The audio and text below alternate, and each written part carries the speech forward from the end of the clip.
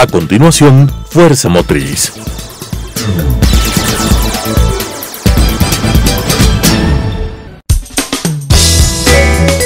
Clasificación A. Apto para todo público.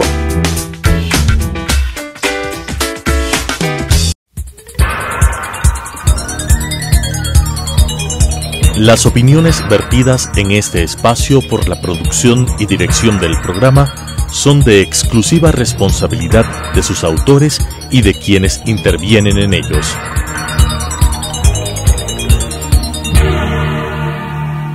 Telesucesos Canal 29 UHF presenta Fuerza Motriz, con temas de interés del sector automotor, estadísticas e industria automotriz, entrevistas a empresarios, curiosidades y consejos, con la conducción de Pablo Ordóñez y con el respaldo de AEADE, Asociación de Empresas Automotrices del Ecuador. Fuerza Motriz. Hola, ¿qué tal? Bienvenidos a su programa Fuerza Motriz, un programa con el coauspicio de AEADE, la Asociación de Empresas Automotrices del Ecuador, siempre tratando temas relativos a la movilidad, a la circulación vehicular, a la circulación peatonal, a la circulación de distintos medios de transporte. Tenemos un invitado especial, el señor Cristóbal Buendía, presidente del Observatorio Ciudadano de Movilidad, con quien vamos a compartir información muy importante y relativa a los temas de movilidad. Bienvenido, señor Buendía. ¿Cuál es el panorama en cifras de movilidad en Quito? ¿Tenemos una idea de cuántos peatones, cuántos usuarios de transporte público, cuántas líneas de buses tiene la ciudad? Bienvenido. Muchísimas gracias por la invitación. A ver, un poco aterrizando en cifras. ¿Cuántos peatones somos? Bueno, somos tantos y cuántos habitantes existen en Quito. Dado que, independientemente de que una persona posea o no posea un vehículo, en algún momento será peatón. De igual forma, obviamente, las personas que no tengan un vehículo y que de una u otra manera interactúen en las vías de la ciudad. Entonces, peatones todos. Otra de las cifras, en Quito aproximadamente se producen 1.700.000 viajes al día. ¿Y por qué digo viajes y no personas que utilizan transporte público?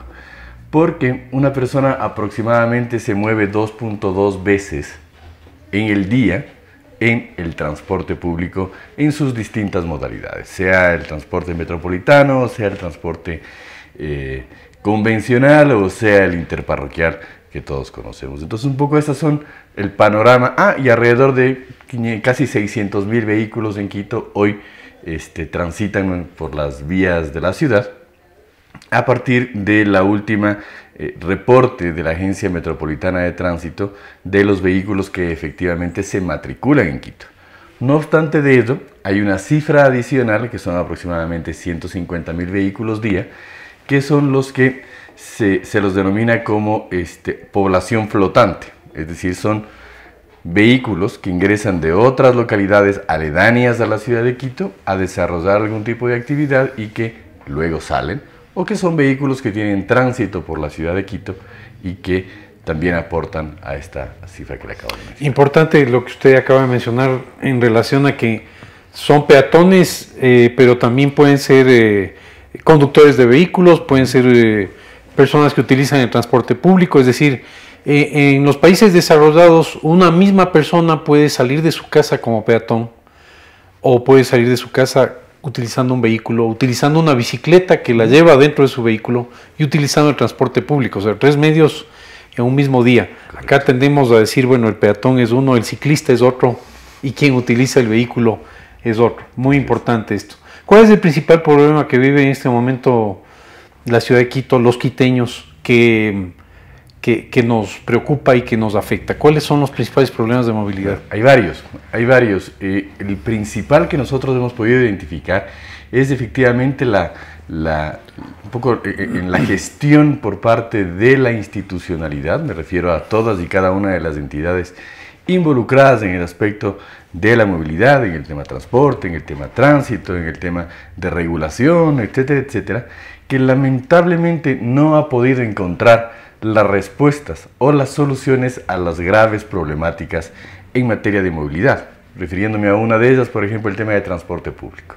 Todavía seguimos, por ejemplo, en un modelo de gestión que se lo viene practicando desde hace más de 40 años, el famoso esquema cooperativista, en el que cada persona es propietario de su unidad de bus y son signatarios o registrados dentro de una compañía que a su vez tiene un permiso de operación, una concesión por parte del Estado para la explotación de una ruta en el servicio de transporte público. Lamentablemente este sistema nosotros vemos que ya ha colapsado, que no da más y que un poco causa la serie de ineficiencias. Por ejemplo, el tema de la famosa guerra del centavo, se matan en las vías para obtener un pasajero, el famoso esquema de la retribución a destajo de las personas que conducen o que laboran dentro de la unidad de transporte público, que hace que un poco el esquema o la forma en la que el sistema de transporte público se desenvuelve en la ciudad de Quito sea muy poco eficiente.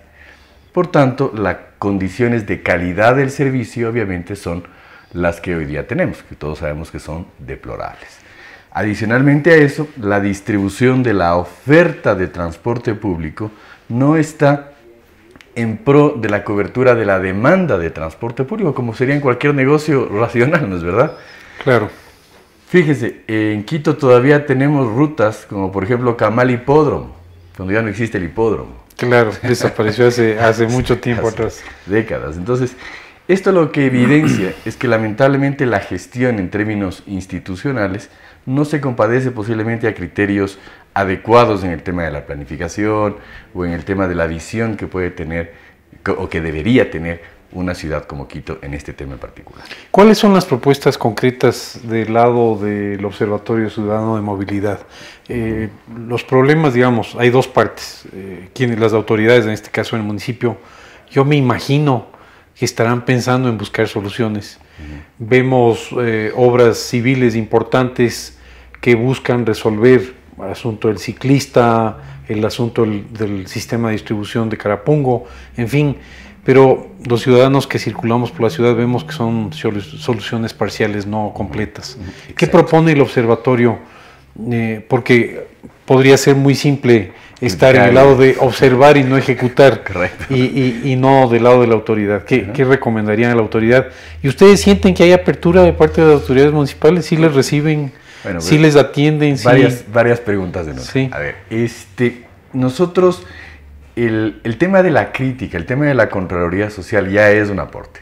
Es decir, no se tiene que ver con un tema de ataque o un tema de una visión total y completamente contreras, llamémoslo así, de todo, para nada. El tema de criticar lo que se hace es principalmente puntualizar un problema y casi siempre esta crítica viene acompañada de un sustento de orden técnico. Nunca nosotros personalizamos cualquier criterio que nosotros emitimos porque para nosotros las instituciones están más allá de las personas. Basado en estadísticas, no basado en percepción. Así es. Que esa es la clave. Por ejemplo, tanto es así que hemos desarrollado, por ejemplo, procesos de veeduría registradas ante los entes pertinentes, etcétera, etcétera. Por ejemplo, el tema de la compensación que se les entregó a los transportistas, el tema del pico y placa y algunas otras más. ¿Qué es lo que nosotros proponemos? Una vez que pasamos del diagnóstico, pasamos a la propuesta. Nosotros proponemos el que se desarrolle una regulación en la que se establezcan, por ejemplo, criterios o exigencias a los operadores de transporte público de que, por ejemplo, los bienes afectos al servicio sean de propiedad de las empresas, que se manejen esquemas de economías de escala en el momento de la administración de la flota de transporte público que permitan generar eficiencias, que disminuyan costos y que esos costos, que hoy son ineficientes, no necesariamente tengan que ser trasladados al usuario. Proponemos una distribución lógica de rutas y frecuencias en la ciudad de Quito en pro de la demanda, porque hemos detectado, por ejemplo, que hay sectores en los que hay hasta 14 líneas de buses con los mismos orígenes y los mismos destinos. ¿Ya? Se pelean los 14 por la misma ruta. Exactamente, y hay sectores en Quito en que en cambio no hay transporte público. Y considerando que en el año 2011 Quito desarrolló una encuesta de movilidad a partir de los estudios del Metro de Quito, en los que se conoce perfectamente bien cuáles son los orígenes y destinos de las personas en su cotidianidad. Por tanto, consideramos que sería un elemento importante tomar este insumo de estos Sería estudios. importante preguntarle al ciudadano, ¿no? Si estamos Exactamente. haciendo las cosas al revés. Se Exactamente. distribuyen las rutas, se mantiene este paradigma que usted señala desde hace 40 años. Sin embargo, se nos olvidó preguntarle al ciudadano. Exacto, pero más allá de eso se desarrolló esta encuesta. Y esta encuesta le dio a la municipalidad el conocimiento pleno de cuáles son los patrones de movimiento en la ciudad. Por ejemplo, cuántas personas se mueven desde Carapungo al hipercentro, de qué horas a qué horas, en qué días. Esa información nos permite justamente dirigir la oferta de transporte público para subsanar esta necesidad. Eso es lo que proponemos así en materia de transporte público, así muy rápido. Usted ha mencionado un concepto que es, creo que el correcto, que es el tema de la integralidad, la visión integral que debe tener la ciudad en materia de movilidad. Porque todos somos peatones, todos somos ocupantes del servicio de transporte público, todos en algún momento ocupamos un vehículo particular, todos en algún momento ocupamos una bicicleta. Por tanto, lo que se tiene que hacer es integrar todos estos modos de transporte en un solo concepto de movilidad, en los que yo pueda llegar, por ejemplo, con mi vehículo a una estación, poderlo parquear, poderme integrar a un sistema, por ejemplo, tronco alimentado como el trolebús, llegar a un destino y luego a partir de eso puedo integrarme a un sistema, por ejemplo, de bus para llegar a algún destino. Por ejemplo, desde aquí yo quiero llegar a la Argelia, ¿ya? Todo mi vehículo, dejo ese vehículo en la estación trolebús La Y, puedo tomar el trolebús, dirigirme hasta el Recreo, tomar un alimentador y luego ese alimentador dirigirme hacia la Argelia. Eso es un concepto integrado de transporte público, donde todos los modos de transporte tienen alguna clase de interacción y son concebidos dentro de un todo. Eso consideramos que es la solución, lamentablemente a largo plazo, porque son procesos muy complejos los que se deben desarrollar. No obstante que el proyecto Metro es un proyecto que está a la vuelta de la esquina. Hablando del metro, ¿usted considera, y la preocupación más importante de los ciudadanos está en las expectativas respecto del metro? Pensamos que va a ser la solución de todo. Así es, el milagroso. Y eso es preocupante porque al parecer la ciudadanía está pensando en que ya con el metro estamos resueltos en cuanto a movilidad. ¿Usted qué considera? ¿Cómo considera que el metro va a solucionar parcialmente, totalmente? Nosotros hemos ¿Qué va a definido ocurrir? Manejemos expectativas de la ciudadanía. Claro, nosotros hemos definido un concepto. ¿El metro está llegando a Quito, pero Quito está yendo al metro? Es la pregunta. Y la pregunta de lo que nosotros vemos en términos de gestión, no. Por ejemplo, el tema de la redistribución de rutas y frecuencias, lo que acabamos de hablar hace un minuto. Los propios estudios del metro establecen la necesidad de redistribuir estas rutas y frecuencias en pro de llenar el sistema de metro, dado que no podría coexistir un sistema con similares recorridos, tanto en subterráneo como en superficie. Claro, porque principalmente la gente va a tomar una decisión en el momento de trasladarse, por ejemplo, en distancias cortas, va a preferir necesariamente el sistema en superficie y no necesariamente tener que descender hacia el sistema subterráneo. Eso sucede en todas las ciudades del mundo. Ojo, se ha esperado que el metro tenga aproximadamente 375,000 viajes al día. Eso significa que las rutas o el diseño de oferta de transporte público que la ciudad tiene va a tener que estar justamente dirigido a la posibilidad de dotar de esta demanda a este sistema para que sea sustentable. Ojo. Segundo, no hemos hablado de temas de tarifa, ¿no es verdad? De acuerdo a los estudios, conocemos que más del 90%... ¿Cuánto va a costar el metro? De acuerdo a los estudios, la tarifa integrada, es decir, con dos modos de transporte, estaría bordeando los 75 centavos. Es decir, el triple de lo que tenemos hoy. ¿Eso va a aceptar la ciudadanía? Ese es el ¿Va tema. a ser fácil que eso y no solamente pague la aceptarlo, ciudadanía aceptarlo? Vamos a tener la capacidad de pago, porque una cosa es la predisposición al pago, que nadie está predispuesto al pago, y menos en materia de transporte público. Por supuesto. Pero veamos si es que efectivamente existe la capacidad de pago para que la ciudadanía pueda tomar este servicio, y no vaya a ser que mañana más tarde tengamos un lindo metro, ¿no es verdad?, pero lamentablemente subutilizado en virtud de que la gente no toma la decisión de tomar este servicio por su costo. Además, creemos que se tiene que ya ir hacia un sistema de pago o de recaudo a través de una tarjeta que siempre lo hemos denominado, que ya permita a las personas manejar con este único medio de pago distintos modos de transporte y se puedan generar por ahí desde esta lógica de recaudación previa ciertas eficiencias que permitan también hacer sustentable este sistema y que no necesariamente todo sea a partir del costo de la tarifa. Estamos hablando también de un problema de movilización peatonal. Por ejemplo, entendemos que en la estación de la Plaza de San Francisco van a salir aproximadamente 60.000 personas, más que el Estadio Olímpico Atahualpa. Así es. Y la mayoría se va a distribuir por todo el centro de la ciudad hacia posiblemente la Plaza de Independencia. Hemos escuchado que no existe una solución de movilización peatonal, es decir, llegan a la estación de la Plaza de San Francisco y luego tienen que movilizarse por las calles. Correcto. Ante lo cual deberían las calles ser peatonizadas. ¿Está eso contemplado dentro del metro? Lamentablemente no. Lamentablemente el tema de los desplazamientos, nosotros les llamamos la última milla, ¿ya? Que es el último desplazamiento de la persona que utiliza un servicio de transporte, no está concebida dentro de las lógicas de movilidad del sistema Metro de Quito. Es decir, esta última milla no se ha considerado dentro de la capacidad de oferta, sea vial o sea de desplazamiento, porque en ciertos sectores en el centro puede ser que sí, pero por ejemplo yo me pregunto qué pasa con la gente que va a La Libertad, qué pasa con la gente que va a San Juan o a los sectores altos de la ciudad. Obviamente el metro no va a llegar ahí. Hoy llegan buses, pero son buses de aproximadamente 12 metros de largo, con enormes dificultades porque las pendientes son importantes. ¿Qué modo de transporte o qué posibilidad de accesibilidad va a tener esta demanda? Lamentablemente el estudio de metro en eso se quedó corto. Es decir, esa última milla no ha sido resuelta. En el caso del centro histórico, no solamente deberíamos considerar la capacidad en términos viales, sino la capacidad en términos ya urbanísticos. Por ejemplo, el tema de servicios básicos, etcétera, etcétera, para efectivamente poder atender esta demanda que, como usted bien lo ha mencionado, es importantísima. La parada San Francisco, junto con la parada de la Universidad Central, consideramos nosotros que van a ser dos de las paradas más importantes que va a tener el sistema de metro.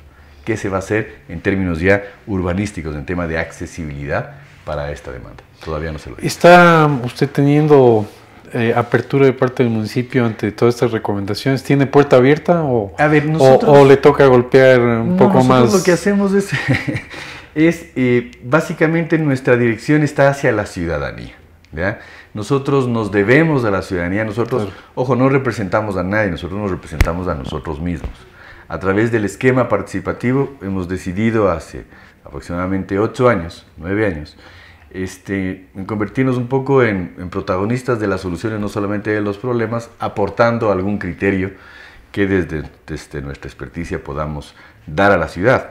Y nosotros básicamente lo que nos dirigimos es a la ciudadanía, a darle información, a darle algún tipo de criterio para que tenga mejor conocimientos en el momento de tomar una decisión. Y si es que consideramos pertinente, acercamos hacia la autoridad algún tipo de sugerencia o criterio. Si es que ellos tienen a bien tomarlo, qué bueno. ¿Cómo se imagina la ciudad de Quito de aquí a 10 años? ¿Va a ser un caos o...? No. Nosotros somos optimistas, por eso es que nos dedicamos a lo que Hay que mantener el optimismo. Por supuesto que sí. Nosotros estamos convencidos de que Quito tiene alternativas. Principalmente vemos experiencias no de otros países, del propio país. Guayaquil es un muy buen ejemplo de lo que se debe hacer en materia de transporte público y con una gran paradoja, que quien planificó el sistema de transporte en Guayaquil es un quiteño. Quito cuenta. ¿Quién es? El ingeniero Arias, ¿ya? Quien hizo el trolebús, ¿no es verdad? Quito tiene otra paradoja. Quito es la única ciudad en el país que tiene 3 maestrías en transporte público, en transporte en general, principalmente en temas de transporte público.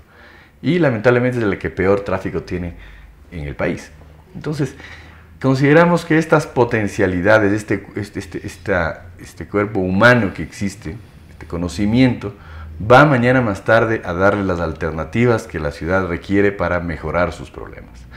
Son temas que se han resuelto, como repito, en otras ciudades de similares características o de menores dimensiones como Quito, pero que han resuelto su problema. Loja, por ejemplo, es un muy buen ejemplo de un sistema integrado de transporte.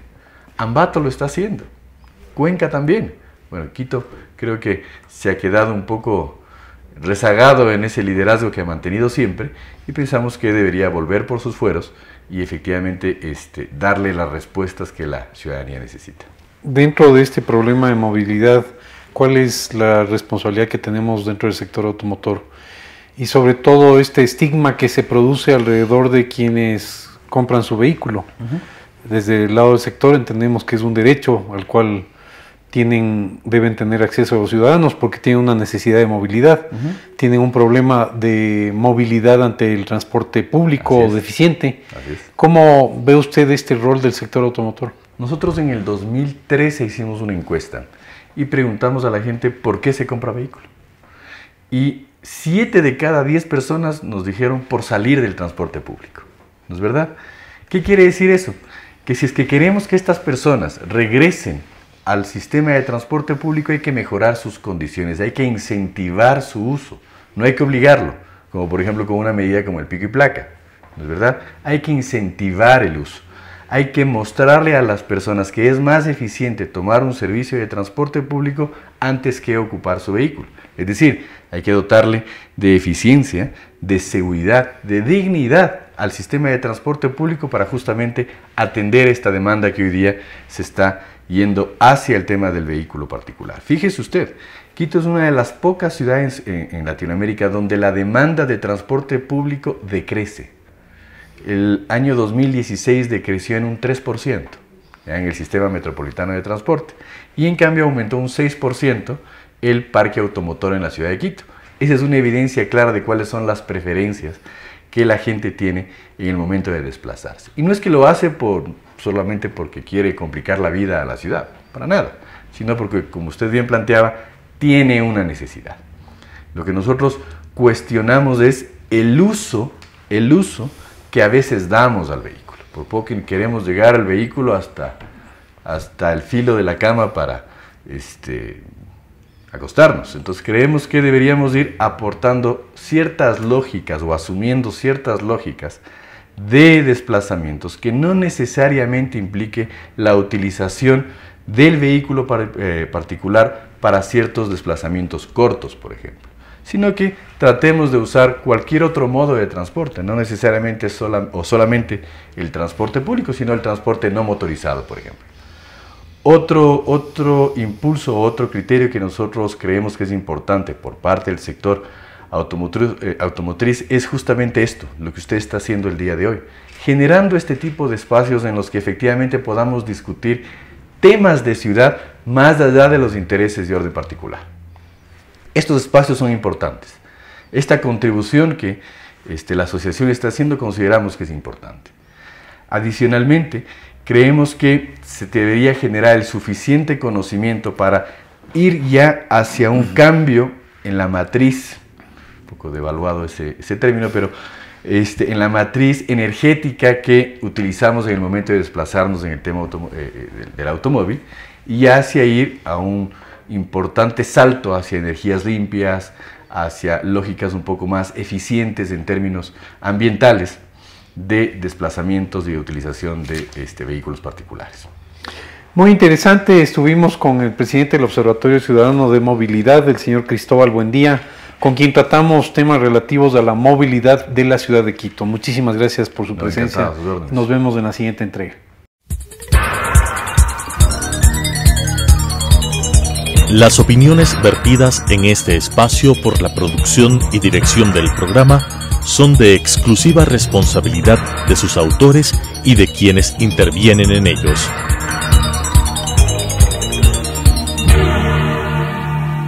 Telesucesos Canal 29 UHF presentó Fuerza Motriz, con temas de interés del sector automotor, estadísticas e industria automotriz, entrevistas a empresarios, curiosidades y consejos, con la conducción de Pablo Ordóñez y con el respaldo de AEADE, Asociación de Empresas Automotrices del Ecuador.